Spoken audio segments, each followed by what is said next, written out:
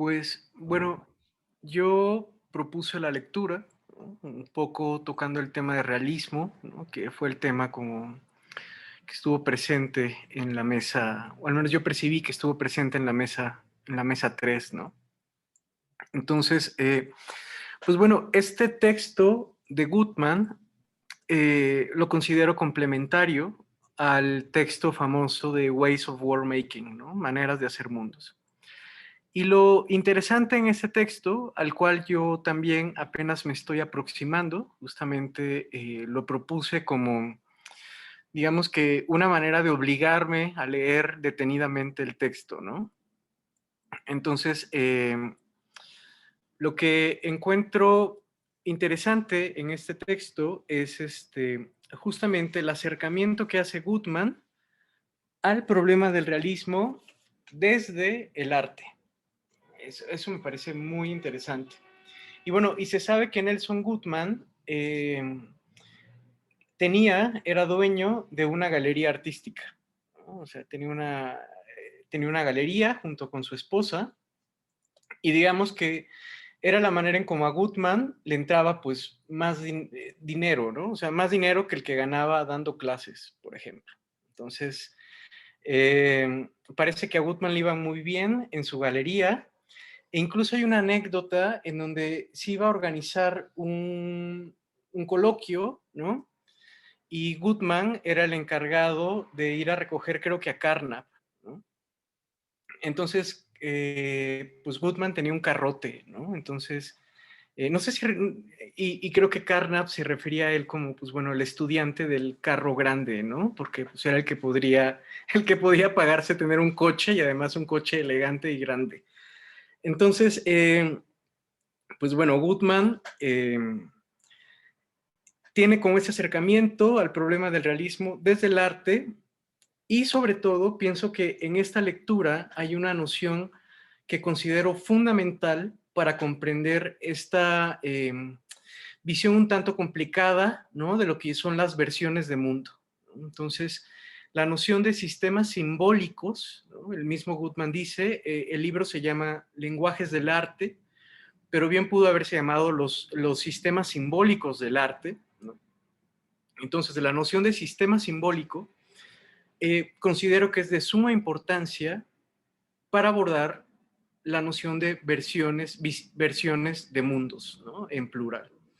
¿Por qué pienso que es importante? Pues justamente por esto que ya mencionabas, Fer, por el papel que juega la denotación, la ejemplificación y la metáfora en lo que es la referencia, ¿no? O sea, cómo construimos el referente, ¿no? Y cómo podemos de alguna manera vincularnos con ese referente. No sé a ustedes qué les pareció quienes pudieron leerlo como... ¿O qué impresión les dio el texto?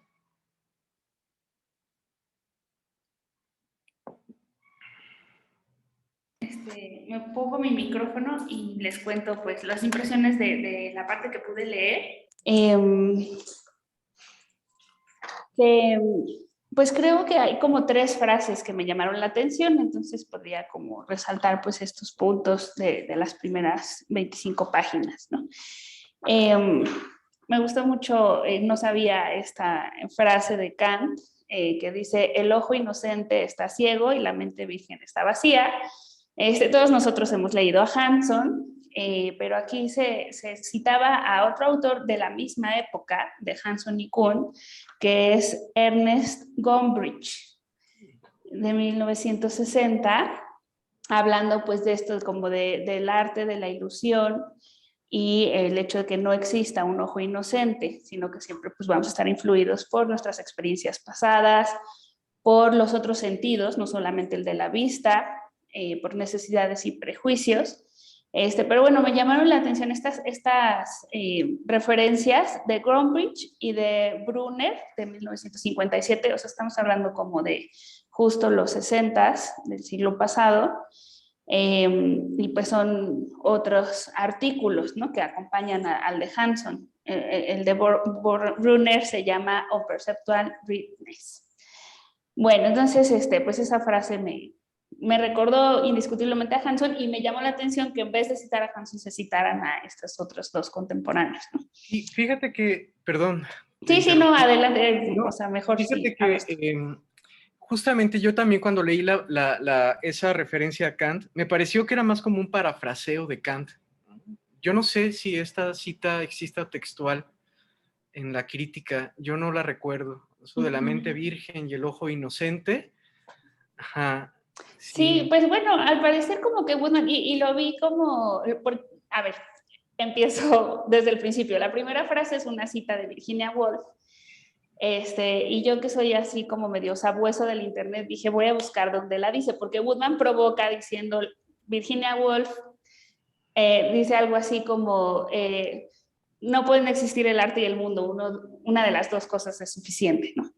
Y luego confiesa que no sabe de dónde es la cita, pero es de Virginia Woolf. Entonces yo caí en la provocación y la fui a buscar y no di con ella, pero sí di con varias personas que repetían la cita, que habían leído a Woodman, y una de esas personas lo halagaba por decir así como, bueno, o sea, porque cuando tienes una idea que te sirve y que te parece potente, aunque no encuentres en dónde está la obra original, pues está bien que la traigas a colación, ¿no?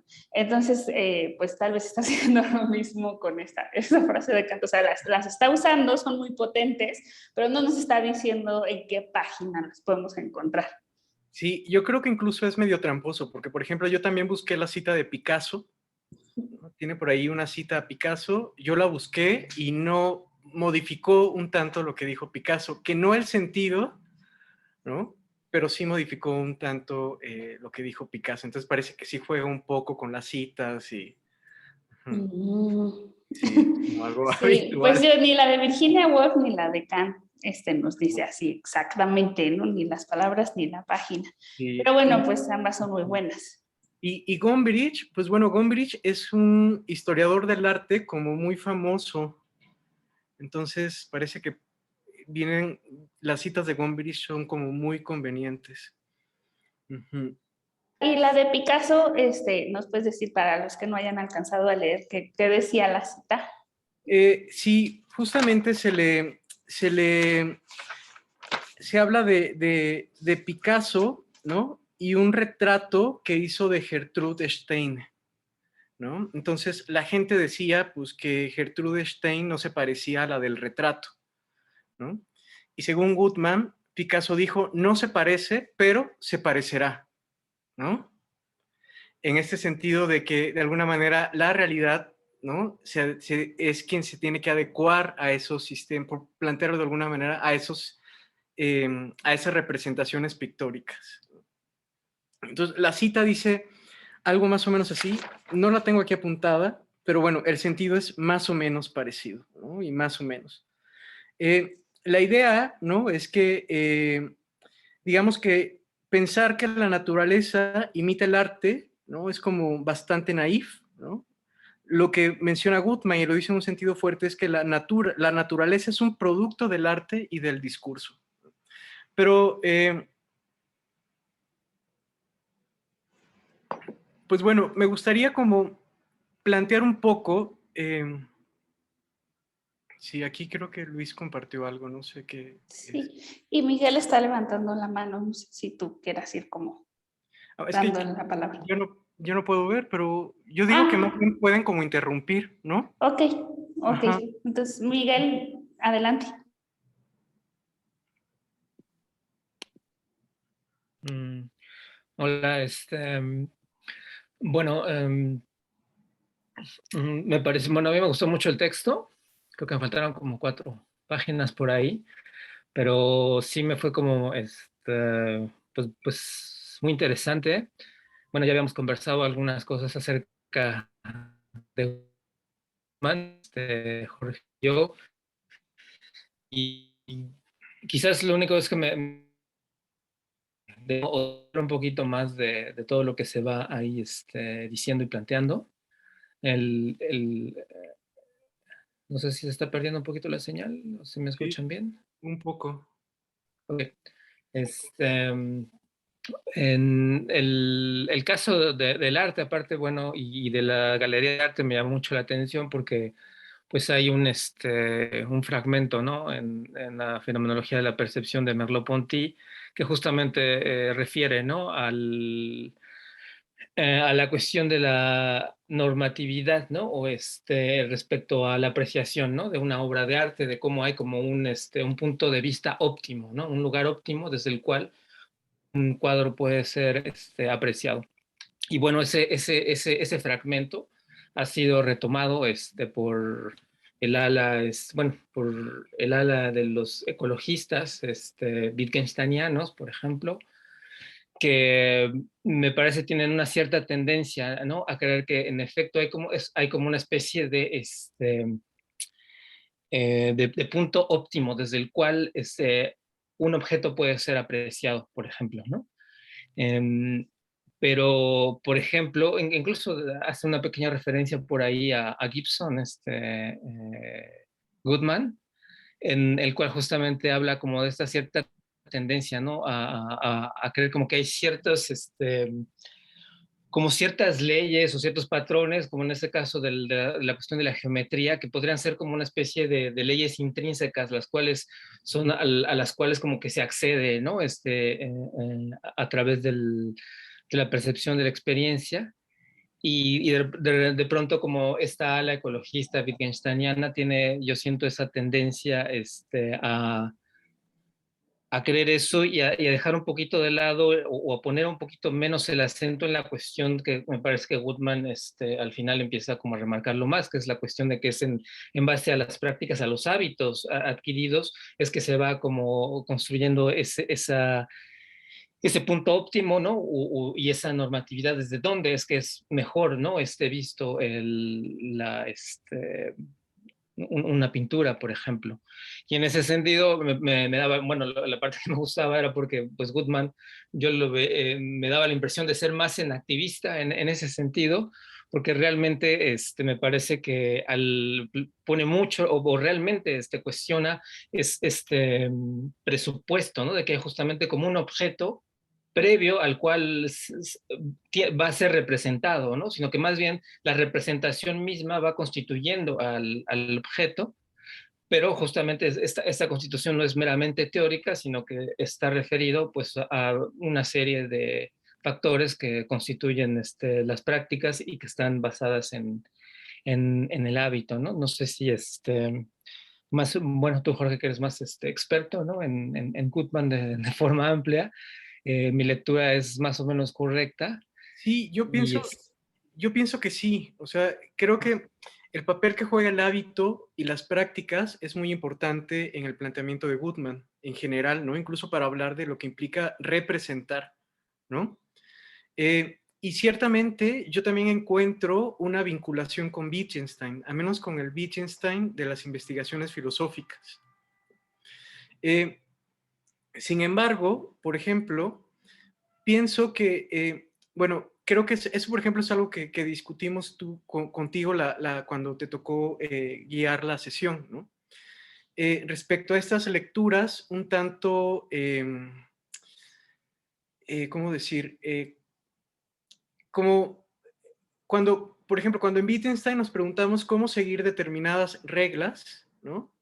Parece que la interpretación habitual es que quien determina cuándo es seguido una regla adecuadamente es la comunidad y que el único criterio bajo el cual yo puedo determinar cuándo he seguido adecuadamente una regla es establecido por la comunidad. Digamos que yo no puedo ser consciente de ello, sino que el criterio tiene que ser externo. Sin embargo, creo que el papel, por ejemplo, que juega el hábito y las prácticas en Wittgenstein, así como también en Goodman, nos separan un poco de esa interpretación, ¿no?, que se hace comúnmente del planteamiento de Wittgenstein y que yo creo se debe completamente a Kripke. Pienso, por ejemplo, en otras interpretaciones como la de Baker and Hacker, ¿no? Ellos dicen, ¿cuándo puedo saber que estoy... Wittgenstein se hace la pregunta, ¿no? ¿Puedo seguir una regla en solitario? ¿No? Y lo que hacen Baker and Hacker desde su interpretación es modificar un poco la pregunta y no preguntarnos si puedo seguir una regla en solitario, sino si puedo seguir una regla una única vez, ¿no? La pregunta cambia completamente el planteamiento, porque lo que estaría diciendo Baker and Hacker es que el criterio para saber cuándo estoy siguiendo una regla adecuadamente depende de mis hábitos y de mis prácticas. Y qué tan apto, ¿no?, sea yo dentro de un juego de lenguaje para seguir la normatividad de ese juego. Por tanto, el criterio ya no es únicamente externo, sino que yo, a partir de la interiorización de las prácticas, puedo identificar cuándo mis prácticas se desvían de la normatividad. Y yo creo que ese es como el peso que pone los hábitos y las prácticas y la repetición, ¿no?, tanto en Goodman como en Wittgenstein, ¿no?, que es algo que yo, por ejemplo, pondría allí. No sé qué piensas en ese sentido.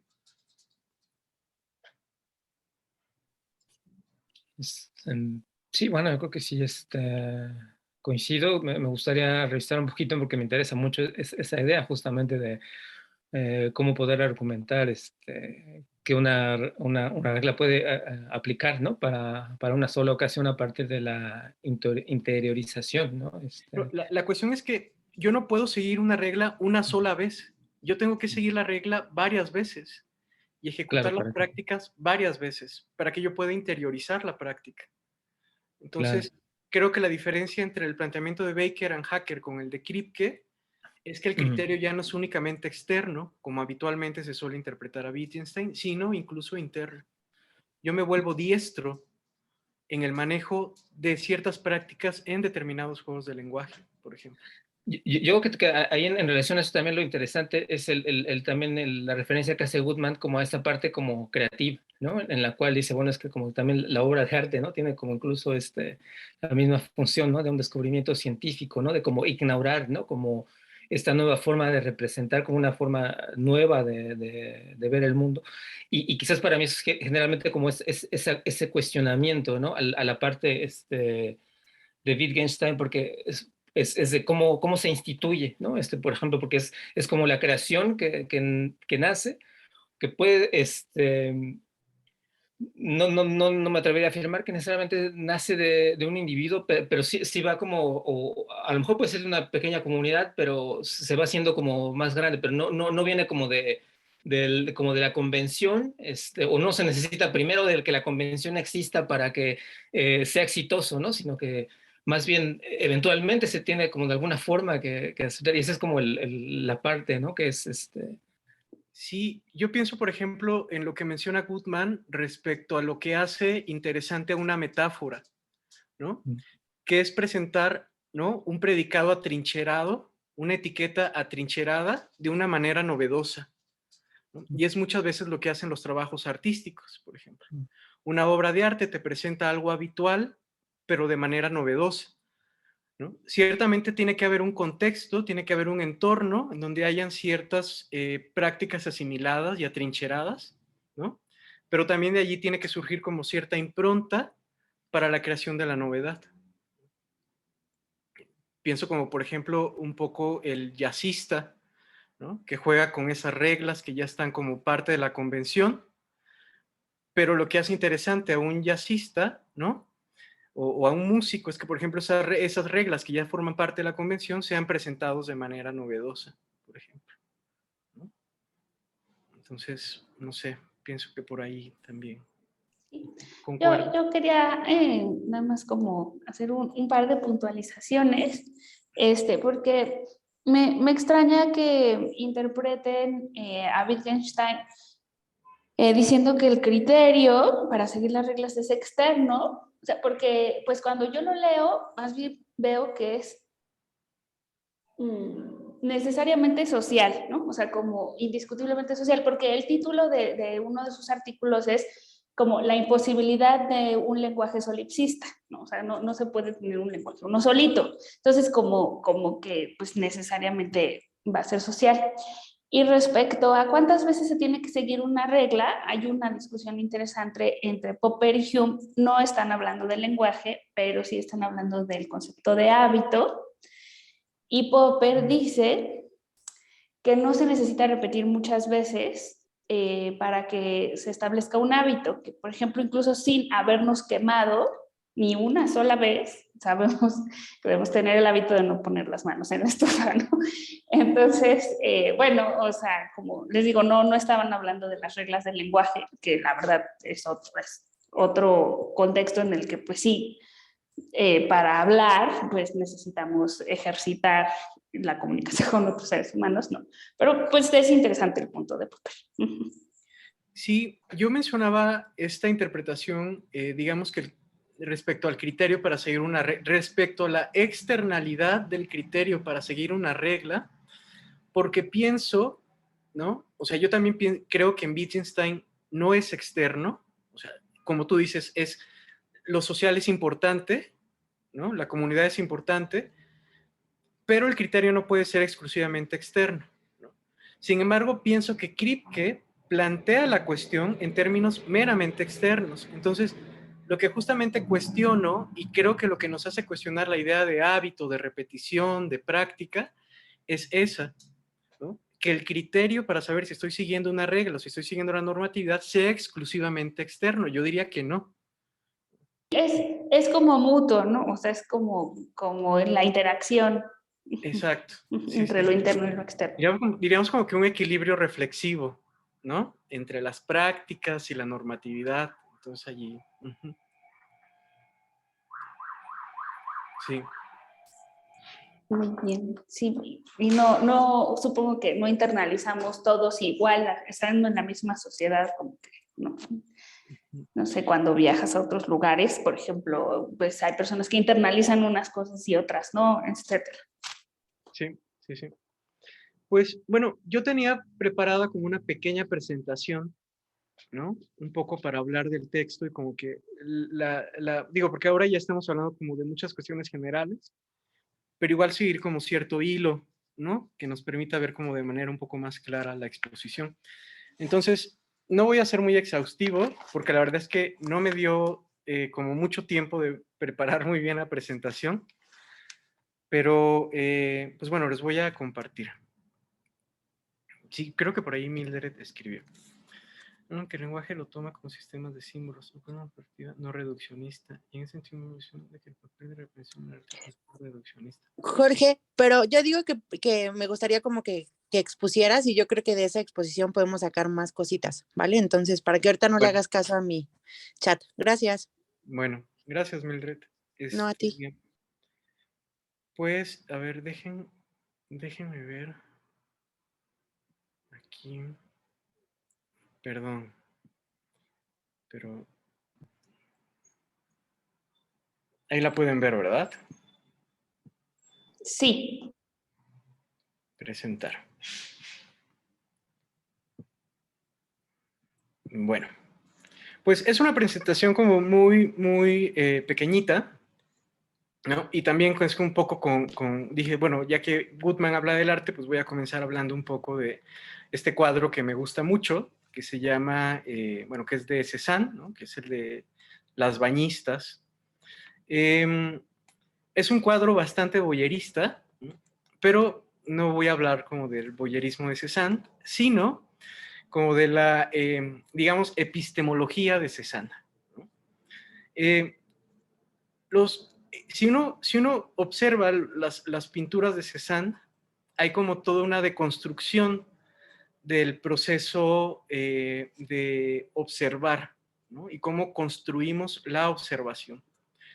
Entonces, lo que le interesaba a Cézanne en sus cuadros era como, digamos, lo voy a plantear así, como poder acceder, ¿no?, a la realidad al margen de nuestra contribución. Entonces, uno puede ver, si ves el cuadro de Cézanne, ¿no?, y te vas como hacia el fondo, y hacia los distintos planos, tanto los del fondo como los que están más inmediatos, hay un proceso de construcción de lo que observamos. Hasta el fondo podemos observar solamente manchas, ¿no?, que no tienen como mucha forma, ¿no?, que están como aglutinadas. Y conforme nos vamos acercando a la superficie del cuadro o al primer plano del cuadro, podemos ver figuras más delineadas, ¿no? Incluso si nosotros observamos el fondo, digamos que los objetos no se distinguen unos de los otros. Están como que mezclados. Vimos solamente esas impresiones de colores. Y conforme nos alejamos del fondo y vamos a los primeros planos, incluso las siluetas de las bañistas están delineadas. Entonces, como que ya podemos distinguir dónde termina un objeto y dónde comienza otro, ¿no? Mientras que en el fondo no. En el fondo resulta imposible distinguir cuándo inicia un objeto y cuándo inicia otro. Entonces, a Cézanne le interesaba justamente esto que ya dije, es plantear, poner en una imagen, en una pintura, el proceso de construcción de la mirada, ¿no? Creo que aquí estaremos de acuerdo que no existe una mirada inocente, ¿no? Que construimos nuestra experiencia a partir de nuestros contextos, ¿no? A partir de nuestras teorías, a partir de nuestros esquemas conceptuales. Entonces, digamos que no hay una experiencia en término neutro, no hay una experiencia inocente, ¿no? La experiencia también es algo que se construye. Pero la pregunta aquí sería, ¿se construye a partir de qué? ¿No? Y es justamente la discusión en la que se sitúa Gutmann en el libro Ways of World Making, ¿no? Y que también está presente en este libro de los lenguajes del arte. ¿Cómo se construye esta experiencia? ¿A partir de qué se construye esta experiencia? Pues bueno, si miramos este cuadro de Cézanne, hay cierta materia prima, ¿no? Hay ciertos elementos que existen como al margen de nuestra contribución, ¿no? Que son esas manchas, que son eso que no depende de nosotros, sino que existe allí afuera como una masa informe, ¿no? Como un caos al cual nosotros poco a poco vamos organizando, hasta que podemos tener como estas ontologías, ¿no? En donde los objetos existen separadamente. Entonces, aquí hay una discusión, ¿no? Hay una discusión respecto al problema del realismo, ¿no? Y que, bueno, yo he repetido como muchas veces aquí, porque es un tema que me interesa, que me interesa muchísimo, que es, bueno, cómo construimos y cómo nos representamos la realidad. Digamos que las posturas realistas, incluidas las realistas mínimas como las de Putnam, asumirían que toda experiencia es construida a partir de nuestros esquemas conceptuales, pero como ya he dicho varias veces, se tiene que asumir la existencia de algo independiente. Entonces digamos que ese es como el último resquicio que nos queda del realismo. Lo escandaloso en Gutmann es que Gutmann renuncia, ¿no?, a la idea de que este supuesto ontológico sea necesario para explicar la experiencia, ¿no? Gutmann se refiere a este sustrato como raw material, ¿no? Es como este material crudo, ¿no? Gutmann dice, no necesitamos este material crudo, ¿no? Incluso dice Gutmann en Ways of World Making, hablar de un contenido no estructurado, ¿no? Es no conceptualizado, es contradictorio, ¿no? Porque en el momento en que estamos hablando de él, ya lo estamos conceptualizando y ya le estamos atribuyendo ciertas propiedades. Entonces, el hecho de que Gutmann niegue este último resquicio del realismo, eso es lo que ha hecho de alguna manera tan polémica su propuesta, ¿no? Justamente Schaeffer hace una interpretación aquí, ¿no? Entonces dice, lo que dice Schaeffer es, Gutmann nos deja ante una disyuntiva, ¿no?, de elegir entre dos opciones. Asumir que las versiones de mundo, ¿no?, se construyen a partir de un material externo mínimo, un realismo mínimo, o asumir que somos nosotros quienes construimos en su totalidad los objetos de la realidad. Y dice Schaeffer, esto es de locos, esto es es inaceptable. No podemos asumir que somos nosotros quienes construimos en su totalidad los objetos. Los objetos requieren de algo para ser construidos, algo externo. Entonces, Schaeffer plantea dos maneras de entender las versiones de mundo. Un sentido versional, es decir, lo único que son las versiones de mundo únicamente son versiones de algo dado, de un material no estructurado, y un sentido objetual, en donde son las versiones de mundo, en las versiones de mundo se construyen los objetos. Entonces estamos ante esta dicotomía y parece que la discusión respecto a las versiones de mundo, respecto a las versiones de mundo en Goodman ha girado alrededor de esta dicotomía. Pienso, bueno, no lo pienso yo porque es algo que menciona Elgin,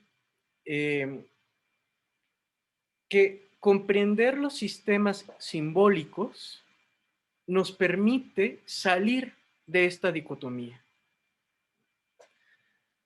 Cuando entendemos que las versiones de mundo, dice Elgin, son sistemas simbólicos, como los leímos en los lenguajes del arte,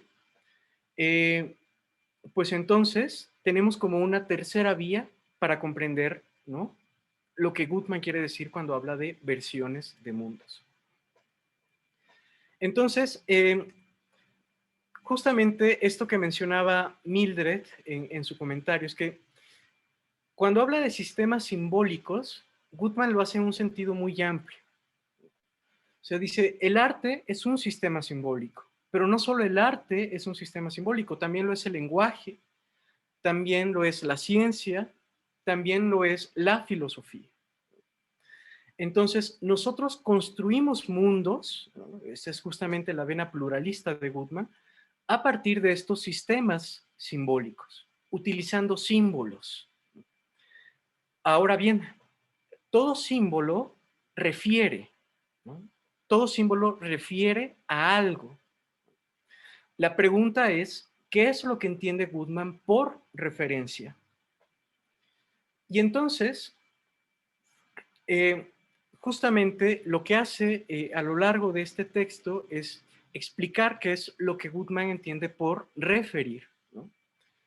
Es interesante también, hay una cuestión que me parece muy interesante en esta lectura, porque Goodman no se pregunta, qué es arte, sino cuándo hay arte. La pregunta es distinta. Y la respuesta, a grosso modo, es que hay arte cuando hay simbolización. Y esto quiere decir entonces cuando hay representación. Yo pienso, bueno, Goodman menciona ahí una noción muy naif, ¿no?, yo llamaría un tanto naif, ¿no?, de representación, ¿no? Pienso que, bueno, no, iba a decir como que muy poca gente lo sostendría actualmente, pero bueno, no sé. Que es esta idea del espejo, ¿no?, una noción especular de representación, en donde decimos que A representa B si y solo si A se asemeja a B. Entonces, lo que hace Goodman de entrada es decir, bueno, esta noción tradicional de representación especular es un tanto problemática. Y es un tanto problemática porque uno de sus términos, que es el de semejanza, no parece ser una condición suficiente para la representación. Y el motivo es que muchas veces puede haber semejanza sin que haya necesariamente representación, ¿no? Y pone el ejemplo de una fábrica de autos, ¿no?, en donde hay una fila de coches, de carros que se parecen muchísimo, que se asemejan entre ellos. Sin embargo, no diríamos, ¿no?, que uno de ellos o que existe como representación entre ellos. Hay semejanza, pero el coche blanco que está aquí, por ejemplo, no representa al coche que está atrás, ni al de atrás, ni al de atrás. Entonces, lo que hay es semejanza y no necesariamente representación en un sentido tradicional. Jorge Alejandro, te interrumpo un segundito porque decías que querías que te interrumpiéramos. Sí. Solo para decir que esa noción ingenua, es verdad que es muy ingenua desde la filosofía de la ciencia o desde la reflexión de lo que es la representación, pero no es ingenua en la historia de la ciencia, y justamente en la tesis de Jessie se veía como Galileo hacía representaciones que sí cumplieran un criterio de semejanza, que fueran icónicos, ¿no? Entonces, tú decías, no se usa mucho, y creo que, o sea, que no se debe usar mucho en la filosofía de la representación, porque sí es como muy básica, pero que hay que reconocer que en las prácticas científicas, pues sí, tiene como sentido común usar. Sí, es como muy intuitiva, ¿no? Exacto. Sí, fíjate que ahora que mencionas eso, bueno, a mí siempre Goodman me ha parecido muy interesante, ¿no? Me gusta mucho, pero siento que muchas de sus ideas son poco intuitivas y eso le ha jugado en contra muchas veces, ¿no? Justamente criticar al realismo cuando el realismo es tan intuitivo, ¿no? Criticar la noción de verdad por correspondencia cuando es tan intuitiva, ¿no? Incluso criticar esa noción de representación en el arte cuando de pronto es tan intuitiva, le ha jugado como un tanto en contra en el sentido en que no ha sido tan aceptado, ¿no? Por la comunidad. Pero bueno, entonces la cuestión es que cuando hay semejanza, no necesariamente hay representación, ¿no? Entonces, para Goodman, representar implica elegir. Representar implica, de alguna manera, interpretar.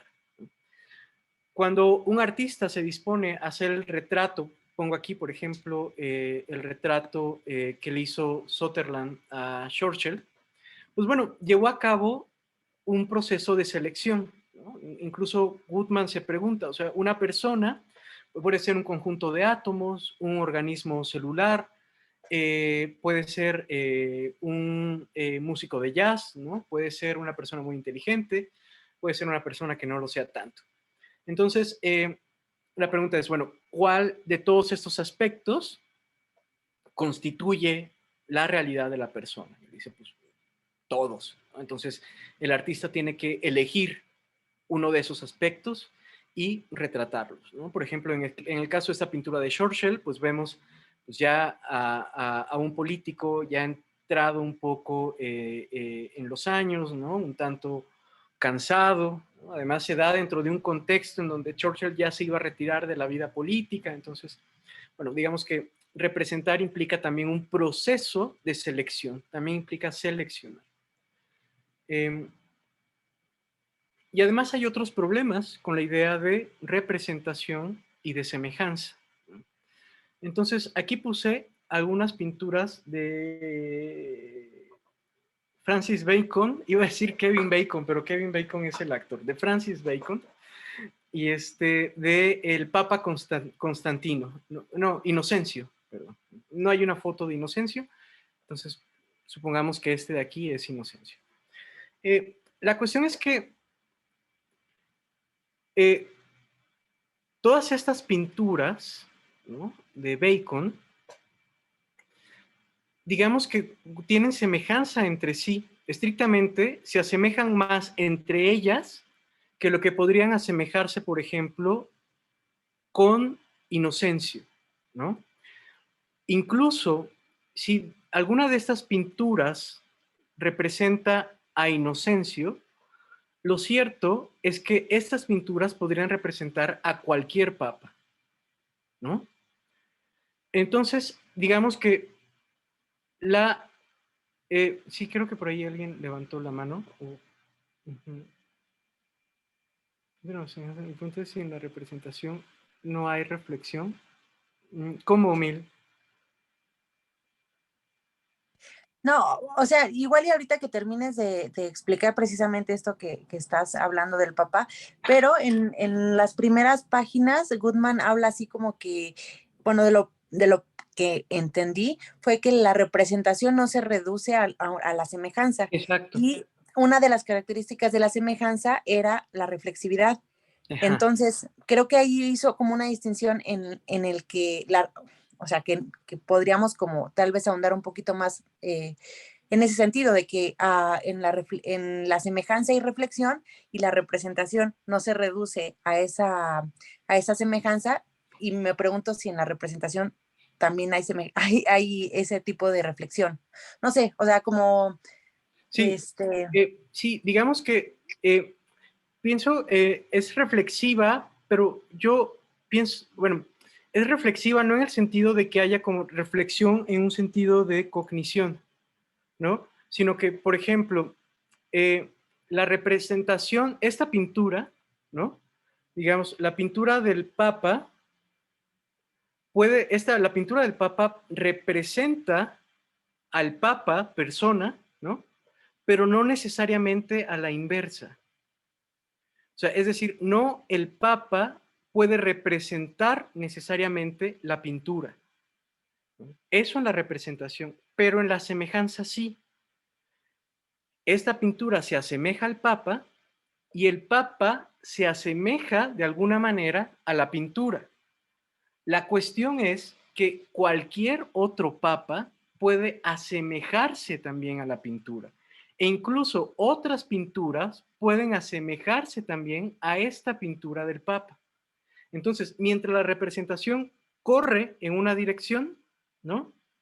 Es asimétrica, la semejanza es simétrica. O sea, también puede correr hacia la inversa. Espero no haberme hecho bolas, pero sí. Ajá.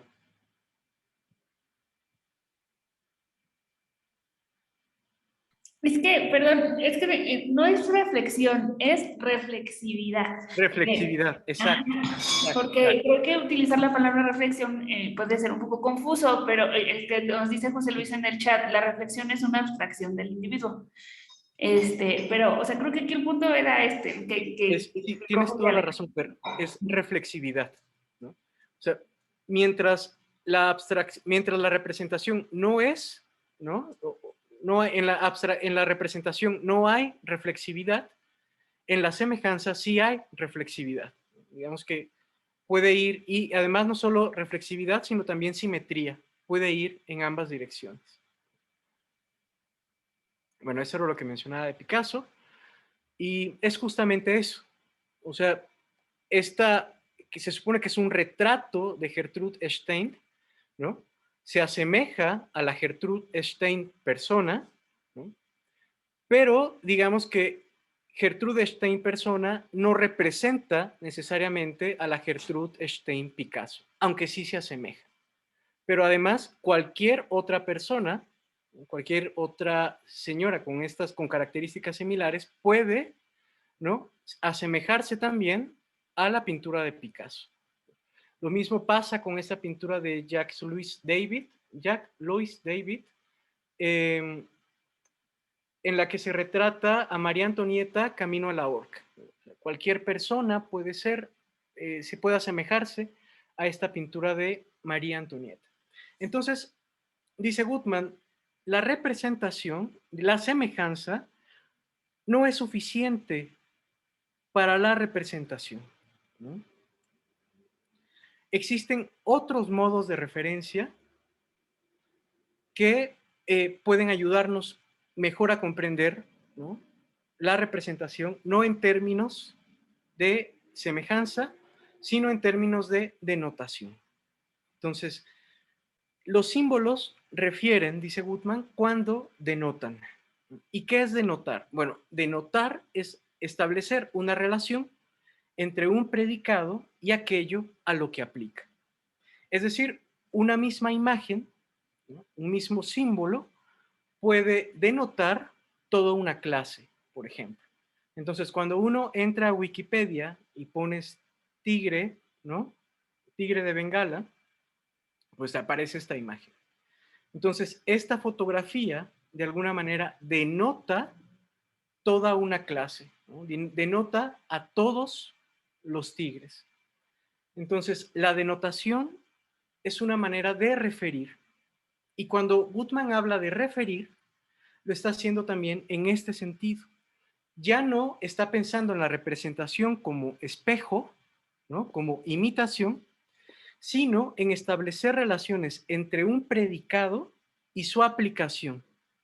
Y sobre todo establecer las clases a los que este predicado puede ser aplicado. Entonces, digamos que Goodman está entendiendo esto en un sentido lógico, ¿no? Nosotros, a través de nuestros sistemas simbólicos, establecemos predicados, establecemos etiquetas, ¿no? Y también establecemos las clases a las cuales se aplican esas etiquetas o esos predicados. Esto claramente implica que el símbolo existe en relación, ¿no?, de un todo. No hay nada intrínseco, ¿no?, que haga al símbolo un símbolo, sino que tiene que ser referido a un conjunto de objetos a los cuales aplica y a un sistema del cual forma parte. Y en ese sistema se establecen de alguna manera pues justamente las clases y los objetos a los cuales los predicados son aplicables. Dice Goodman, otro modo de referir también es la ejemplificación, ¿no? Entonces nosotros decimos que X ejemplifica Y si y solo si Y denota a X. Entonces, digamos que, y él pone el ejemplo de la muestra, ¿no?, de los sastres. No sé cuál es el nombre, pues es muestra, ¿no? O sea, cuando uno va a la sastrería o a comprar una tela, te pasan un paquetito con todas las telas para que tú elijas el tejido. Entonces... Muestrario, ¿no? No sé. el muestrario, sí. Ajá. Una ejemplificación es establecer una relación entre una muestra, en este caso el muestrario de un sastre, y un predicado o etiqueta, ¿no?, en la cual puede aplicarse esa muestra. Entonces, uno va al sastre o a la tienda de telas, pides el muestrario, bueno, pues pides la muestra y bueno, y ahí puedes tener como que digamos acceso, ¿no?, a ciertas características de las telas, como por ejemplo el color, como por ejemplo el patrón, como por ejemplo, me refiero a los patrones como que luego traen las telas, ¿no? Como por ejemplo el grosor, si la tela pica o no. Pero solo puedes acceder a ciertas características, pero no a otras. Por ejemplo, no puedes acceder al peso total de la tela, ¿no? No puedes acceder, por ejemplo, a las dimensiones completas del rollo de tela, sino simplemente a una parte de estas características. Pero, digamos que esta muestra forma parte, ¿no?, de las telas, ¿no? El muestrario forma parte de las telas, denota, más bien las telas denotan también al muestrario, digamos que, y esa es una manera en la cual también podemos hacer referencia, ¿no?, a través de ejemplos. Cuando alguien me dice o alguien me pregunta, Jorge Alejandro, ¿qué es un teléfono celular? Pues bueno, una manera de hacer referencia es simplemente mostrarlo, ¿no? Es decir, te ofrezco una muestra y para que entiendas más o menos qué es un teléfono celular, por decir algo. Otra manera también de referir es a través de la metáfora. ¿En qué consiste la metáfora? Bueno, en transmitir el predicado de un campo conocido a un campo ajeno o desconocido. Y Goodman pone el ejemplo de pinturas grises. Cuando nosotros decimos una pintura es gris, no, más bien cuando vemos una pintura gris, como estas dos que están aquí, podemos decir que las pinturas son de alguna manera tristes, ¿no?, que reflejan tristeza y que reflejan, no sé, a mí por ejemplo esto me refleja mucha soledad. Lo que hacemos en la metáfora, según Goodman, es transferir un predicado, por ejemplo, que pertenece a las emociones, al ámbito de las emociones, a el arte, por ejemplo, al color de las pinturas. Entonces, podemos decir que estas pinturas son tristes, y lo podemos decir además con verdad, de una manera metafórica, porque al final lo que se busca en la metáfora es crear nuevas relaciones entre clases de objetos que parecían separadas o relaciones que no habían sido reconocidas, ¿no? Es cuando un predicado migra, ¿no?, de un dominio a otro dominio. Entonces, esa también es una manera de referir. Pues bueno, ya como que a grandes rasgos, la cuestión es que, bueno, y se mete también en una discusión respecto a las leyes de la simetría, ¿no?, de la perspectiva, para mencionar justamente que cuando estamos, por ejemplo, ante una pintura realista, pues bueno, digamos, cuando el sistema simbólico en el que funciona esa pintura nos es bastante familiar, ¿no? Las pinturas realistas son aquellas familiares a nuestros modos de representación. ¿Esto qué quiere decir? Que el realismo es una cuestión de hábito, ¿no?, de familiaridad. Ciertas pinturas, ciertas cosas que juzgamos como realistas, son realistas porque se adecúan, ¿no?, a nuestro sistema de representación, o al menos el sistema de representación conocido. Esto de hablar del realismo como una cuestión de hábito es algo que Goodman hace también en el libro Ways of World Making. Nosotros juzgamos que la idea de que existe un mundo externo, ¿no?, o un sustrato mínimo, digamos que esa idea es familiar a nuestro sistema de representación, es familiar a nuestra versión de mundo, y por eso es que la consideramos atrincherada, y por eso es que además asumimos dicho supuesto, ¿no? Pero para Goodman no puede haber un realismo en el sentido de que tiene que haber algo externo, sino más bien todas aquellas posiciones que nosotros juzgamos como realistas son realistas porque se adecúan al sistema simbólico, ¿no?, dentro del cual encaja justamente el realismo. Pero no hay un realismo en el sentido de que se pueda sostener la existencia de algo externo, sino más bien como un sistema simbólico, ¿no? Entonces, no, eso es como de manera muy, muy general.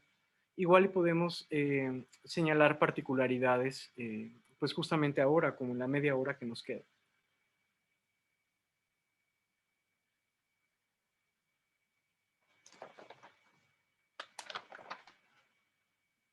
Hasta ahí llegaría entonces la presentación.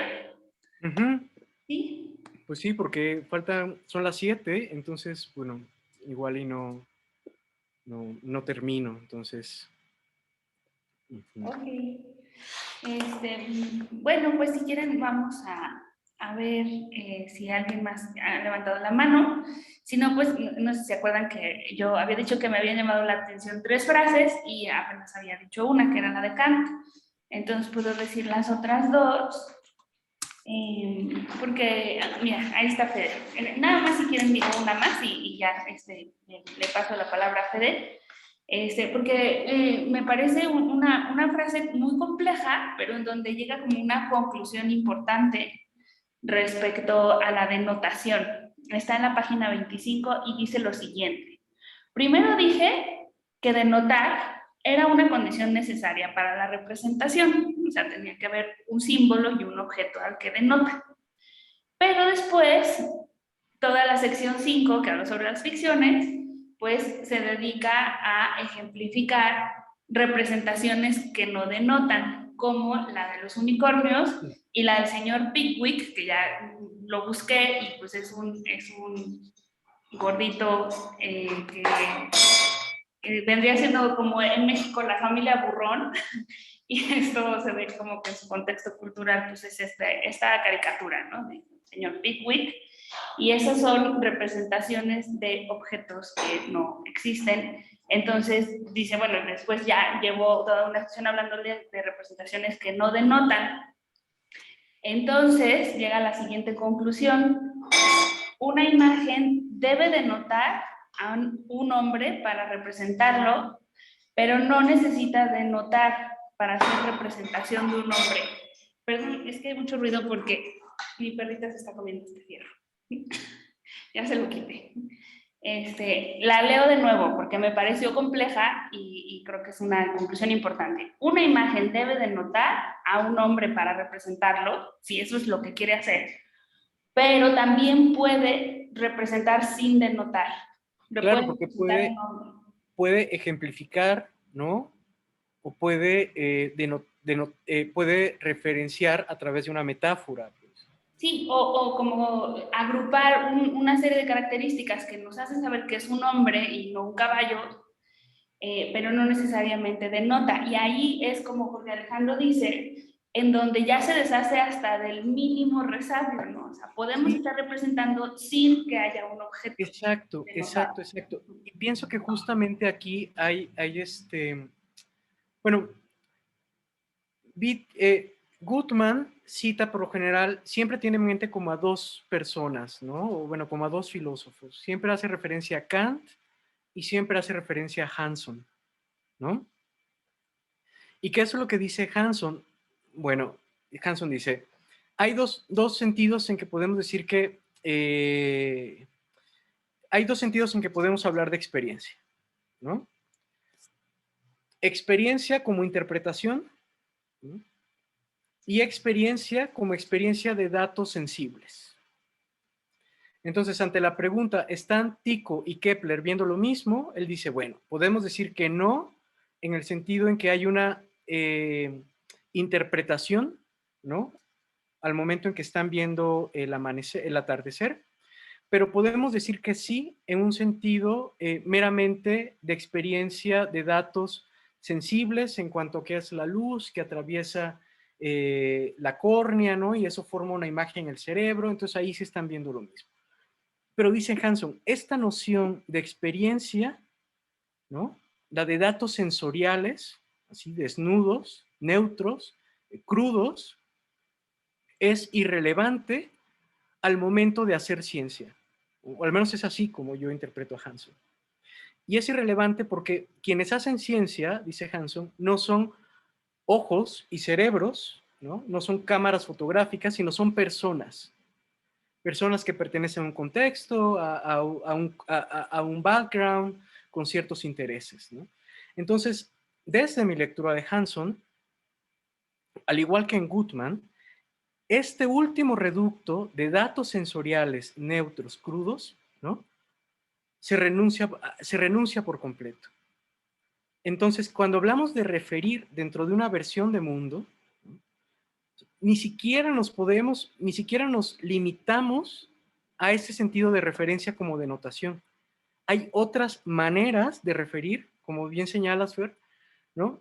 Que no implican necesariamente, ¿no? Referir a algo externo, a un sustrato independiente. Podemos ejemplificar, ¿no? Podemos incluso hacer metáforas, pero ya no es necesario ese último reducto, ¿no? Al momento de hacer versiones de mundo. Entonces, digamos que no se trata de que nosotros estamos creando los objetos en su materialidad, ¿no? Sino que nosotros a través de nuestros sistemas simbólicos estamos construyendo las clases y los predicados, ¿no? que nos van a permitir hacer una imagen del mundo. Pues. Y ahora, esto no significa que cualquier predicado sea válido, ¿no? Ni que cualquier imagen sea válida. El papel que juegan los hábitos, el papel que juegan las prácticas, constriñen justamente estas construcciones, ¿no? O sea, toda versión del mundo tiene un linaje, ¿no? En el sentido de que toda versión del mundo está a su vez atrincherada en otras versiones. Aquí hay lugar para la impronta, claro que sí, ¿no? Pero también hay lugar justamente para una normatividad en términos emergentes, por decirlo de alguna manera. Ujú. Muchas gracias, Jorge Alejandro. Ahora sí, Fede Ricalde está levantando la mano. Adelante, Fede.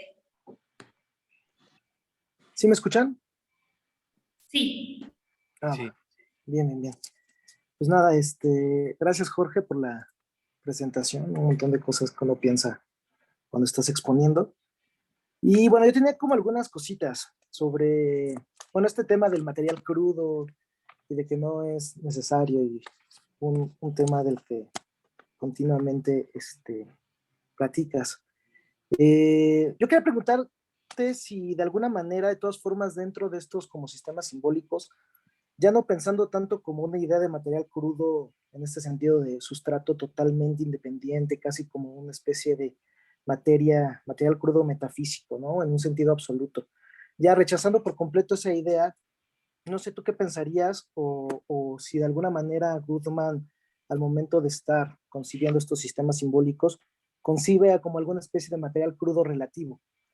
De hecho, bueno, igual no sé si ahora cuando decías que estaban atrincherados dentro de otros sistemas simbólicos, de alguna forma ahí se da como esta especie de relación de que algún sistema simbólico pueda funcionar como material crudo de otro.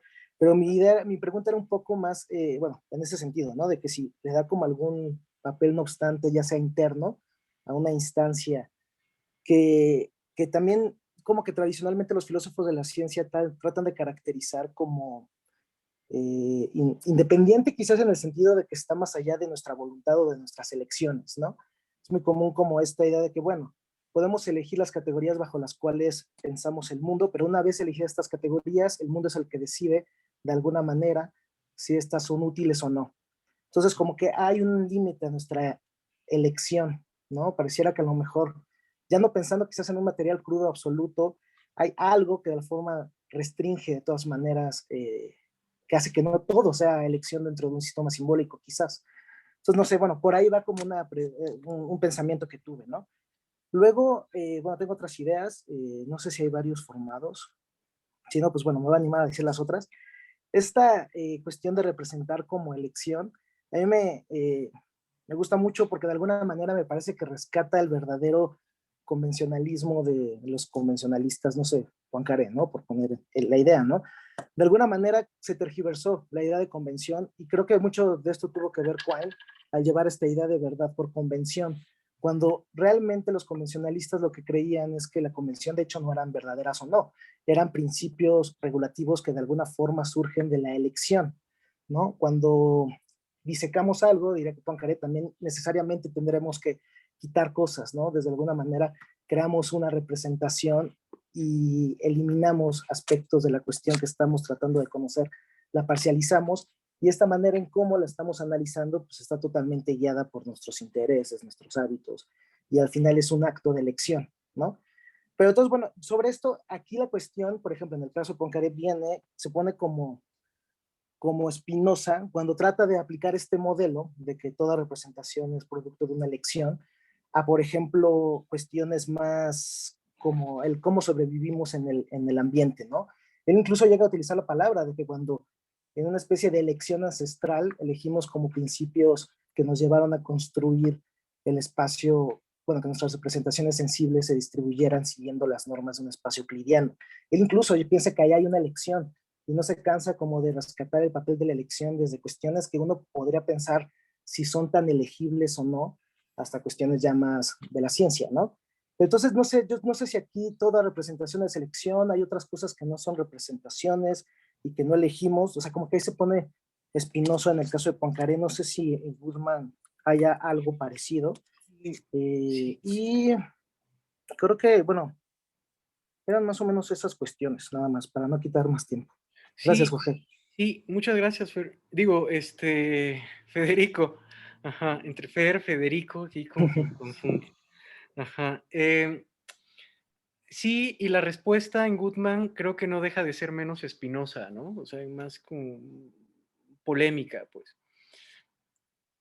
Digamos que hay cosas independientes de nosotros, sí, diría Goodman, pero no en el sentido de que sean ontológicamente independientes, ¿no? Dice Goodman, hacemos versiones de mundo a partir de versiones previas. Por eso dice Goodman, todo hacer es un rehacer, ¿no? y por eso toda percepción es también un acto de creación. Entonces, digamos que ¿existe algo independiente? Sí, diría otras versiones, las cuales nosotros como personas individuales no elegimos, sino que fuimos arrojados a ellas, ¿no? Entonces, en ese sentido, sí hay algo independiente, diría Goodman. Ahora, que si la pregunta es en un sentido a la Quine, ¿no? Que si hay algo que es independiente y que estimula mis sentidos y que me permite elegir entre una hipótesis y otra, yo diría la respuesta es no.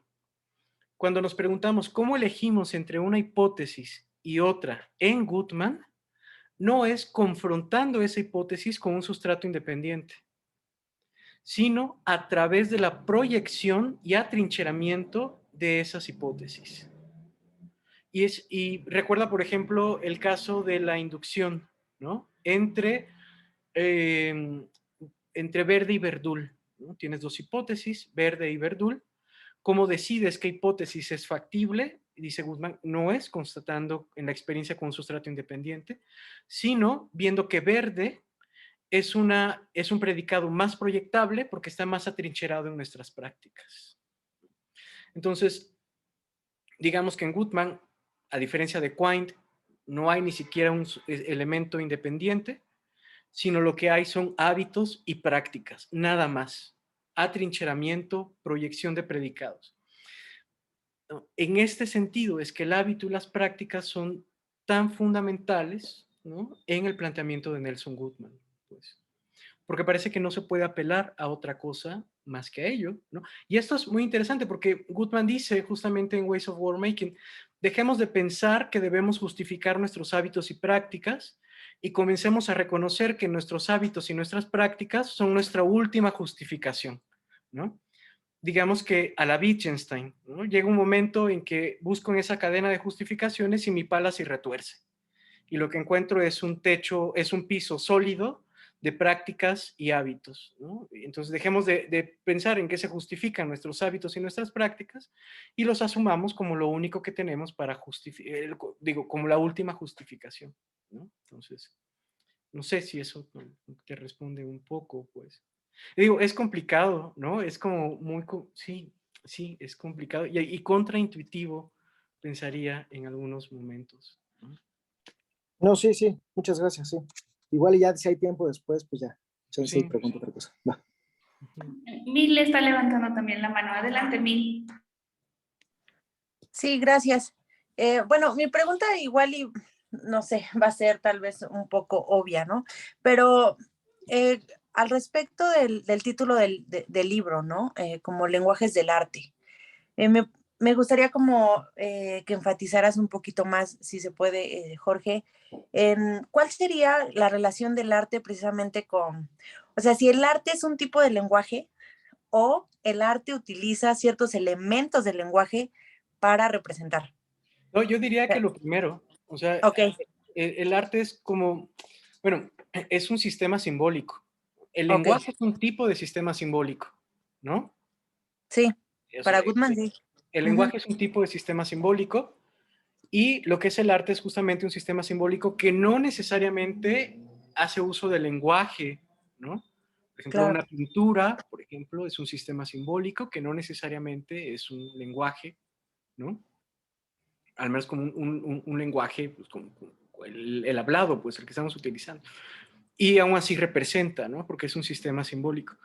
La ciencia, por ejemplo, también es un sistema simbólico. Y la cuestión es que para Goodman todo es un sistema, todos son sistemas simbólicos. Y lo único que hay son sistemas simbólicos, ¿no? Y justamente las versiones que construimos, las construimos a través de sistemas simbólicos, ¿no? Digamos que esta es como un tanto la vena pragmatista, ¿no? Un tanto herencia de Peirce, en el sentido de que todo es símbolo, pues, ¿no? ya. Ok, entonces en ese sentido estarías como de acuerdo en que en el momento en el que Goodman ya está atribuyéndole al arte como, o el arte como un sistema de símbolos, también en ese momento está hablando del lenguaje como más allá de cuestiones que solamente pueden ser del habla o cuestiones sintácticas, ¿no? Sino se expande a otro tipo de representaciones que comunican de cierta forma, pero Exacto. no necesariamente se reduce a cuestiones de sintaxis, pongámonos desde un punto analítico, ¿no? Creo que Goodman diría que simbolizan, ¿no? O sea, todo aquello que simboliza, ¿no? Que denota, sí, que simboliza es un sistema, ¿no? Simbólico, pues válgame la redundancia, ¿no? Pero sí, o sea, no se limita simplemente al lenguaje, ¿no? Hablado, ¿no? Sino que hay otros tipos de sistemas simbólicos también que tienen una relevancia, pues. Y por eso Goodman insiste mucho en esto. El arte cumple una función cognitiva, ¿no? El arte cumple una función respecto al entendimiento, porque al igual que la ciencia, ¿no? Y al igual que otras disciplinas, pues son sistemas conformados por símbolos. Uh-huh. Sí, sí, sí. Ok, algo que, bueno, me gustaría como dejarlo y no hay necesidad de que me lo respondas, pero me gustaría como comentarlo. En el Facebook, el doctor Axel Barceló había comentado en un seminario que la discusión sobre el realismo, porque de trasfondo está esta parte del realismo, ¿no? Esta discusión es una discusión sobre las apariencias, ¿no? Entonces, pues bueno, no sé, te lo dejaría ahí como igual y si en algún momento se pueda retomar, precisamente por esta parte igual del arte, ¿no? Y de la representación. Entonces, y uniéndolo con la parte del realismo y pues bueno, dejaría como esa parte ahí. Sí. Gracias. Muchas gracias, Mil. Muchas gracias, Mildred. Ahora Nayeli levantó la mano. Adelante, Nayeli. Gracias. Bueno, yo tenía como una inquietud con Goodman. A mí me gusta mucho la radicalidad de su pluralismo ontológico. Y como tú bien dices, bueno, ¿no? Como que se deshace de esta noción ingenua de la representación y es muy persuasivo en este texto, ¿no? Usando el asunto del arte. Pero a mí me gustaría preguntar, como, ¿qué opinas de...? O sea, mi duda es como más metafilosófica. O sea, a pesar de que, como tú dices, ¿no? O sea, hay como ciertas cosas que no son intuitivas y que por eso, ¿no? Medio han jugado en contra de aunque creo que son las más interesantes, se queda con la noción de representación, ¿no? Y no sé si también en quedarse con la noción de representación, que bueno, no es único, o sea, digamos que hay, por ejemplo, los pragmatistas, que hay tesis que se parecen mucho, ¿no? A las de Goodman. Algunos insisten, ¿no? En que sí es necesaria la noción, por ejemplo, Robert Brandon, y Davidson se deshace de ella. O sea, por ejemplo, para Davidson, el hecho, o sea, varios de estos problemas que está intentando solucionar Goodman están enraizados en la noción misma de representación. Y no es, por ejemplo, posible deshacerse por completo del relativismo si no te deshaces de ella, ¿no? Porque digamos que surge de un problema metafilosófico que viene de la misma idea de que hay, o sea, del esquema básico de representación, aunque este sea matizado y, ¿no? Con todos los elementos que te lleve a un pluralismo, que sea en función de un criterio, que sea relativo a una cultura, a un tiempo, a un contexto histórico. Para algunos, como que no te deshaces de ciertas, ¿no? De ciertos problemas de la correspondencia y de todas estas cosas que él responde, mientras sigas con la idea de representación, porque está enraizada ¿no? O sea, digamos que de alguna forma sigue remitiendo a la metáfora del espejo, ¿no? Que ahorita estaban diciendo, ¿no? Que es ingenua y entonces se sofistica, pero se deja o sea, lo que me inquieta es que se deja la misma metáfora, que por un lado es muy persuasiva, ¿no? Es verdad, tú decías, y es muy intuitiva y entonces como que es difícil desprenderse de ella, pero por otro lado, para otros teóricos, no nos vamos ¿no? a deshacer del problema si no renunciamos a la metáfora, porque está basada en un lenguaje perceptivo. Y entonces algunos, ¿no? Dicen, hay que cambiar de metáfora, o sea, el lenguaje perceptivo, que además, pues justamente lo explota mucho en este texto por recurrir a la pintura y a la escultura, pues si cambiamos de metáfora, sí nos podríamos deshacer de esos problemas, ¿no? Entonces, digamos que ese problema metafilosófico me queda. No sé tú qué piensas de él. Sí, pienso que tienes razón. Estoy de acuerdo con lo que dices. Justamente pensaba en esta idea de, por ejemplo, Rorty, ¿no? Que ha dicho, bueno, de pronto la verdad es un concepto, una noción tan complicada que mejor la abandonemos y pasemos como a otra cosa, ¿no?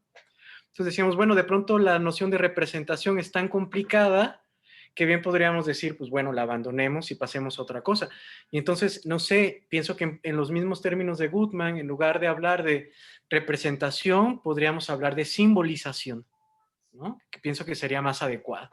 Entonces, los símbolos denotan, los símbolos ejemplifican, ¿no? Incluso, digamos que como metáfora, ¿no? Nos pueden llevar como a otras clases, ¿no? Podemos transitar entre distintas clases de objetos, ¿no? Y sí, o sea, yo me preguntaría también, y tienes toda la razón, bueno, ¿por qué conservar la noción de representación? ¿No? Si ya si ha señalado que puede ser incluso como muy problemática. Sí, estoy completamente de acuerdo, pero bueno, yo te diría, porque justamente es como una parte que no he explorado y que quizá me gustaría, no, sin duda me gustaría, es, por ejemplo, esta filosofía o epistemología no representacional, ¿no? O no basada en la representación, no sé, a quién, por ejemplo, me podría recomendar, ¿no? También como para ir con, bueno, no sé si tú como los ubicas o tienes allí. Sí, bueno, aquí, bueno, dos cosas. Sí he leído algunos y, bueno, Rorty hace eso, ¿no? James, ¿no? También Dewey de pronto hace eso, pero a mí el que me parece más eficiente, digamos, en atacar la noción de representación en su origen, es Davidson. Davidson, porque sustituye, y ahorita digo un poquito sobre que además José Luis está diciendo que los símbolos representan, o sea, lo que hace Davidson es hablar de una triangulación entre creencia, significado y verdad, ¿no? Y además el escenario ya no es como objeto mundo, sino como sujetos, ¿no? Como sujetos hablando del mundo o haciendo del mundo o, ¿no? Actuando en el mundo. Entonces, pues ahí hay, yo te diría que esos autores atacan, digamos, habría que ver, ¿no? En qué son eficientes y en qué no. A mí Davidson me parece bastante eficiente puntualizando eso. Ya luego a lo mejor como que Rorty o Putnam recuperan, ¿no? Como los argumentos de Davidson y los sofistican. En ese sentido, creo que Davidson da el argumento original. Y justo, bueno, decía, o sea, aquí de lo que se trataría es de decir que esas cosas no representan, sino que, o sea, en el pragmatismo es un instrumento, o sea, cambias la metáfora del espejo por la de la herramienta. Sí. Entonces, los símbolos no representarían, sino te sirven. Te sirven para tratar con los objetos, y entonces, claro que es verdad que hay que articular otro conjunto de cosas, cambia la problemática, por eso digo que es un problema metafilosófico, y también, por supuesto, cambia el problema de la referencia, porque la referencia ya no es, ¿no? La palabra enganchada al objeto, ¿no? Porque ya no es como esta metáfora, pues no sé, espejo. Y entonces, de hecho, creo que se transforman los problemas de la epistemología, ¿no? O sea, ya no son los mismos problemas. Estoy completamente de acuerdo. O sea, sí cambiaría completamente la manera en cómo nos acercamos a los problemas. Sí, exacto. Sí, creo que eso que señalas me parece, es interesante porque justamente eso que menciona Jessica, ¿no? O sea, más que no representacional, no sería más bien no referencial. La cuestión es que Goodman conserva incluso el término de referencia. O sea, cuando plantea esta cuestión de los símbolos, está muy plantado en esa cuestión de los símbolos hacen referencia a, ¿no? Un símbolo siempre hace referencia a otra cosa. Entonces... es lo que creo que José Luis también quería apuntar en el chat, ¿no? O sea, dice, si seguimos hablando de símbolos, no no nos desprendemos de los problemas de la representación porque por lo general pues el símbolo está simbolizando algo, entonces habría incluso que pensar en otros términos. Sí, Sí, a o lo sea, mejor hay que cambiar el término. sí, Sí, y bueno, es, yo diría que no, sí es referencial en el sentido de que el problema de la referencia cambia efectivamente, ¿no? O sea, ya no, la idea ya no es la misma, ¿no? La función filosófica de la referencia ya no es la misma. Y sí responden a eso, ¿no? También hay, o sea, Brandon por ahí dice cómo se reformula la cuestión de la referencia. Ahí, sin embargo, por ejemplo, Brandon sí conserva la noción de representación, aunque le da un carácter, como decía Fer, un poco social, ¿no? Mucho más social que exclusivamente epistémico, ¿no? Como esta idea del espejo. Habría que valorar con detenimiento cada propuesta, pero sí creo que sí es posible cambiar la metáfora y como cambiar el orden de los problemas. Eso sí, creo que tienen en su contra esto que tú dices, o sea, hay que reformular las intuiciones, ¿no? Y eso quizá es lo más, más difícil. sí, sí. Tienes la mano levantada, pero no sé si... Ay, espérense, mejor. Es que creo que Mil había dejado la mano levantada, igual que Naye. Y luego nuevos están Miguel y Omar. Entonces vamos a escucharlos a ellos, si les parece. Adelante. Bueno, yo solo de rápido quería sugerir un poquito, porque estoy de acuerdo con la, con Nayeli respecto a que no es muy buena idea conservar probablemente el término de representación desde esa perspectiva, una perspectiva como la de Woodman, y más bien como hablar de diferentes modos de presentación, ¿no? Porque a final de cuentas el representación es volver a presentar algo, ¿no?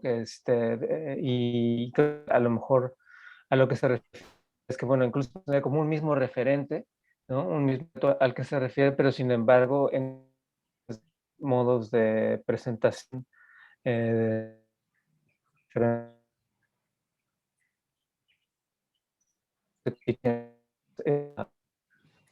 Creo que por ahí te congelaste, Miguel. lo que decía Woodman, ¿no? Eso. Hola, hola. Sí, es que no escuché muy bien. Sí. Sí, como que te congelaste. Bueno, ahí sí, ahí Ah, como sí, te cortaste. sí. Okay. Decía que era probablemente mejor hablar de diferentes modos de presentación, ¿no? O sea, no de representación, ¿no? Para no hablar como de presentar nuevamente algo, ¿no? Que es a lo que, por ejemplo, se refiere mucho, ¿no? En esta cuestión de ciencias cognitivas, ¿no? El representar, ¿no? Internamente, por ejemplo, en ese caso, pero es que sería mejor hablar de diferentes modos de presentación, incluso aunque se tenga un mismo referente, ¿no? Puede ser un mismo referente, pero sin embargo de diferentes modos de presentación en base a los diferentes aspectos que constituyen, ¿no? La presentación puede ser de un objeto, ¿no? Sí. Era solamente esa pequeña sugerencia, ¿no? Sí, a mí está justamente esas observaciones, la observación que hacen Nayeli y esta observación que haces tú, ¿no? ¿Por qué no mejor cambiarlo a presentación, ¿no? O pensar en términos más, y justo lo que señalaba Nayeli respecto a James, más de utilizar, ¿no? Más de hacer. Pero, bueno, también, digo, voy a ser un poco de abogado del diablo, pero Goodman era un lógico, ¿no? Analítico. Y que justamente lo que le interesa hacer es también como hacer una teoría de los símbolos y una teoría del significado en los términos en los cuales fue educado, pues, ¿no? Entonces, digamos que sí, hay como un vestigio allí bastante tradicionalista, diría en Goodman, ¿no? Pero, bueno, nada más como para decir, sí, pero, bueno, no sé. O para decir, acordémonos que iba por Carnap en su coche y que no está como hoy Exacto, con nosotros, ¿no? Leyendo a los actuales. exacto, exacto. Él sí fue por Carnap, ¿no? En su coche y fue ahí, sí, o sea, le interesaba hacer una teoría del significado. Es que creo que justamente puede entenderse en este hacer mundos. O sea, Goodman hace una versión de mundo a partir de versiones previas y versiones que le son conocidas y que le son familiares y a partir de allí plantea cierta novedad, ¿no? Y es parte de lo que le decía a Federico, o sea, es como también hacemos versiones nuevas a partir de versiones previas, ¿no? y de lenguaje previo y de simbolizaciones previas. Pues. Entonces, pero bueno, no sé, estoy completamente de acuerdo en lo que dicen. Bueno, ahora está levantando la mano Omar. Edgar, Omar, adelante. Hola. Sí, bueno, yo también estoy de acuerdo con el diagnóstico, pero igual un poco como Jorge, a lo mejor no con la solución. O sea, creo que, bueno, a mí de entrada la lectura me gustó mucho por este lado como más de historia del arte, ¿no? Entonces, pensándolo desde la historia del arte, pues a lo mejor no es necesario quitar representación. O sea, si lo piensa uno desde la historia del arte, a mí me hacía mucho más sentido de repente, ¿no? Si ya lo pensamos de filosofía de la ciencia, sí tiene esta problemática, ¿no? De que estamos refiriendo al ojo de Dios prácticamente. En el arte no tenemos ese problema y entonces me parece que fluye mucho mejor, ¿no?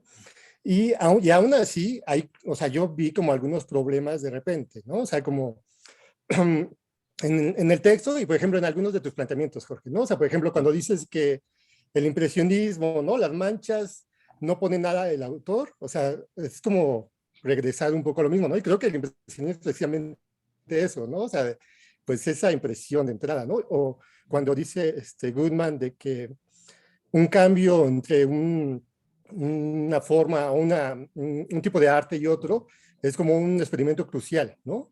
Y, por ejemplo, y tu argumento de que más bien es que se basa, está justificado una forma de crear mundo a partir de anticipamiento, ¿no? Pero más bien, ¿cómo explicamos entonces esos cambios, ¿no? Entonces, creo que o sea, es un poco más complejo, tanto el cambio como lo que permanece, pero creo que si lo vemos desde el punto de la historia del arte, los problemas que están discutiendo se desvanecen un poco, creo. Sí, muchas gracias, Omar. Me parece muy interesante esto que mencionas justamente, este problema que señalas entre el cambio y lo estable, ¿no? O sea, ¿cómo podríamos explicar desde el planteamiento de Goodman la posibilidad de que exista un cambio si estamos como condicionados por las versiones previas, ¿no? Entonces, ¿cómo hay lugar para la novedad? ¿No? ¿Cómo podemos salir de nuestra versión y crear versiones nuevas? ¿No? Ciertamente Goodman dice, pues bueno, es que creamos, él es muy relajado a veces en sus planteamientos, ¿no? Y dice, por ejemplo, cosas como, pues eso se lo dejo a la creatividad de las personas, ¿no? Pero pensaría que justamente en términos pragmatistas, podríamos responder a esa cuestión del cambio y lo permanente en el sentido de la irritación de la duda, por ejemplo. Pienso en Peirce, pienso en James, ¿no? De pronto hay cierta irritación en Peirce, ¿no? Que que nos provoca la duda, ¿no? Cierta insatisfacción, y eso como que motiva, ¿no? A generar ciertos cambios. Pero bueno, eso lo diría como, así como de manera no muy pensada a lo que señalas. Y la otra es que, no, justamente lo que quise mostrar y dije, ay, debía haber terminado con esto la presentación, es que en el ejemplo de Cézanne y del impresionismo, yo diría que ese intento de Cézanne por mostrar las cosas sin conceptualización, la mancha, ¿no? Lo que demuestra justamente es el modo en cómo Cézanne, ¿cómo decirlo? Pues introduce es decir, yo no diría que Cézanne lo logró, porque es imposible desde mi perspectiva como poder plantear la realidad en sí misma, ¿no? Pero lo que hace Cézanne es justamente jugar con su sistema simbólico, ¿no? Y es justamente lo que hace el arte, ¿no? Jugar a través de estos simbolismos, ¿no? Introducir cierta novedad en los planteamientos, y creo que es lo que hizo el impresionismo. Nos presenta objetos habituales de una manera nueva, ¿no? Y en ese sentido diría, pues es que es justamente lo que está haciendo Cézanne en este ejemplo. Pero no sé si por ahí iba tu crítica como al ejemplo que puse al principio o si iba por otro lado. Más o menos, o sea, de repente como jugar con como que la dualidad de repente está ahí, digamos, ¿no? Y un poco en el sentido, por ejemplo, de lo que dice ahorita, ¿no? O sea, como es a este ejemplo que está refiriendo a algo externo y el otro ejemplo del Papa, que bueno, es que a mí, como que decías, que no tiene referente, ¿no? O puede ser cualquier Papa, pero por ejemplo a mí me refiere como más que al Papa, a la pintura de Velázquez del Papa Inocencio, ¿no? Y creo que lo que está replanteando actualmente es una cuestión simbólica, pues, pero pero es no... que ese es justamente el punto. Dice Goodman, es que por eso no puedes hablar de representación en términos de semejanza, porque incluso esta pintura de Bacon que representaba al Papa, en realidad es más semejante a otras pinturas como la de Velázquez que al propio Papa, ¿no? Entonces, por eso la semejanza, por eso, o sea, la semejanza es más versátil en ese sentido y no necesariamente podemos entender la representación en términos de semejanza. Sí, o ni siquiera como algo externo necesariamente, ¿no? Exacto. Como que en la ciencia es muy claro y ahí tiene ese problema, pero aquí no, aquí simplemente está hablando de está reinterpretando la forma de representar, pues, o sea, Exacto. y es claramente eso, ¿no? Sí, sí, sí. Levantó la mano Fede y después Octavio. Sí. Ya, perdón. Pues yo nada más quería como un poco un pensamiento que me vino ahora que estaban todos discutiendo lo de lo simbólico y sobre todo para como no caer en una versión ingenua de lo que dice Goodman, tenía como una duda más, que era en términos, y porque me parece que varias veces has mencionado, ¿no? Que para él todo sería símbolo, de alguna manera, ¿no? Y un poco regresando quizás a una cuestión que dije ahorita que a lo mejor no me expresé bien, mi pregunta era un poco si no hace matices, o sea, bueno, como que de alguna forma reconoce que estos símbolos tienen diferentes funciones, ¿no? Unos tienen como una función predicativa, otros que ejemplifican y otros que son metáforas. Pero necesariamente son todas, no hay unas cosas que matizan. Lo digo porque, por ejemplo, no sé, al menos una teoría científica, precisamente como que estos contrastes de que por un lado tenemos definiciones que a lo mejor ni siquiera representan a nada o ficciones, es como toda una variedad de cosas que hacen que de repente no cuestionarnos si todas aquellas cosas que están componiendo esta clase de teoría son simbólicas o de la misma naturaleza. O entonces quisiera ver si en Goodman hay como esos matices más claros, o sea, Bueno, sí hay más matices y no sé si más claros, pero por ejemplo, justamente esto, asumiendo que es un lógico educado en Harvard, ¿no?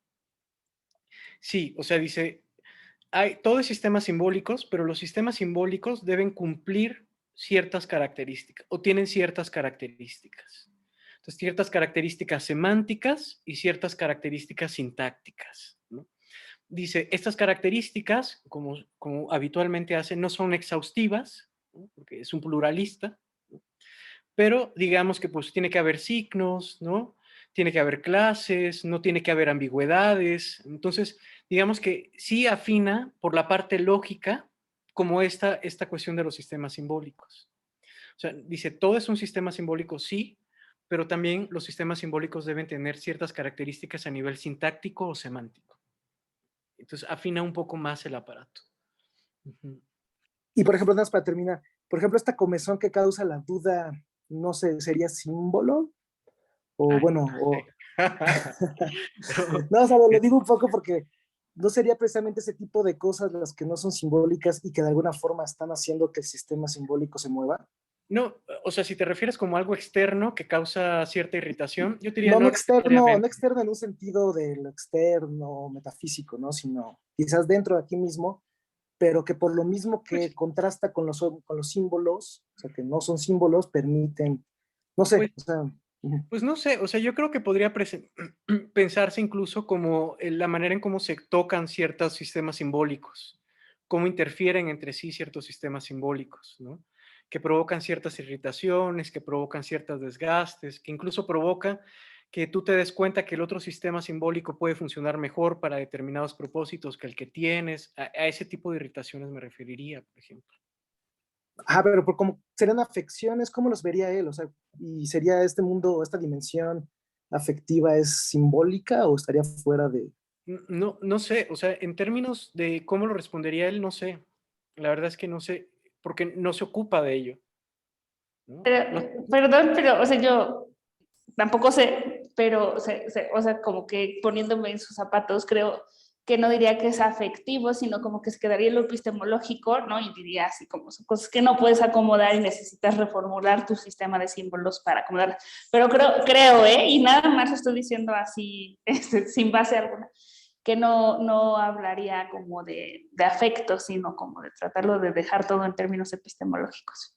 Sí, sí, concuerdo con, sí, ciertamente lo que dice Fer es muy cierto. O sea, sí lo dejaría en cuestiones de prácticas, ¿no? Lo dejaría en cuestiones de hábitos, pero no, sí, como dice Fer, no en términos de afecciones. Ujú. Sí, sí. Octavio, Gracias, Octavio Jorge. levantó la mano.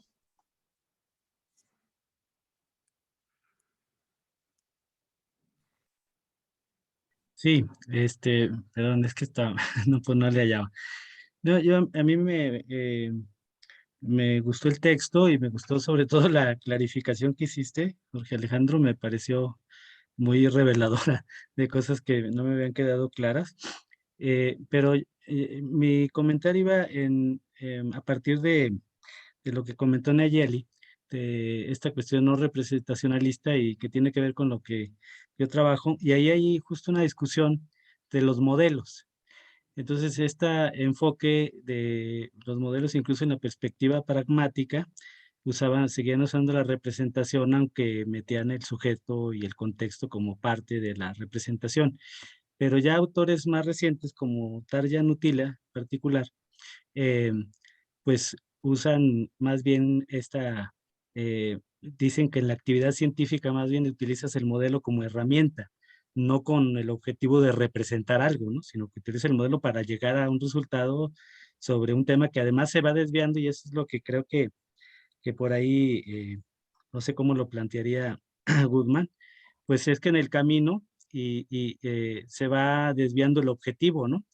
Es decir, cuando está trabajando con ese modelo herramienta, con ese artefacto, los objetivos, los fines van cambiando porque también se va encontrando con los obstáculos. Entonces pensaba en esta cuestión de la pintura, que el pintor justo puede ser que tenga el objetivo de representar algo, ¿verdad? Pero en el camino va, por la cuestión material, por porque lo está contemplando, porque tiene una serie, porque tiene de pronto encuentro con otras obras y demás.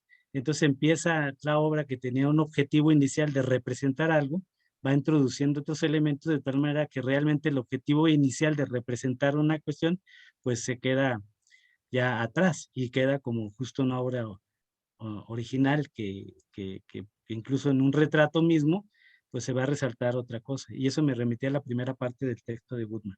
Pero no sé cómo lo ves. Es esta parte donde sí no hay, es decir, sí hay a lo mejor el objetivo de representar. El problema es que en el camino cambia, cambian las intenciones del pintor, ¿no? Por ejemplo.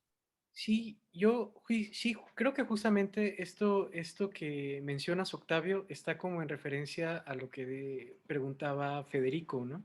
Ujú. ¿En qué sentido? ¿Cuándo surge esta irritación? Pues bueno, también cuando cambian los objetivos, ¿no? Cuando cambian de alguna manera los problemas, ¿no? Los intereses, entonces también hay como un cambio allí, o incluso el mismo desgaste de la herramienta, ¿no? Ujú. Porque, o sea, las herramientas se desgastan, ¿no? Entonces así las versiones de mundo también se pueden desgastar.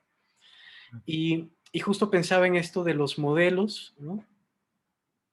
Simplemente como herramientas útiles para explicar determinados fenómenos. Me parece que también iría muy de acuerdo con esto que dice Goodman. O sea, al final de cuentas contamos ciertas historias para poder dar cuenta de ciertos hechos, ¿no? Y al final nuestra visión de mundo depende de estas herramientas y de esas historias que nos contamos, pues.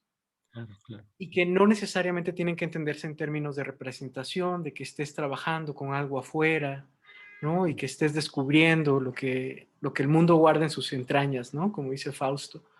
Entonces, sí, yo estaría completamente de acuerdo. Yo pensaría que esa visión de los modelos, así como simples herramientas, iría muy de acuerdo con lo que plantea Goodman. Ujú. Sí, sí. Muy bien. Bueno, pues creo que ya estamos llegando al final de nuestra sesión de hoy.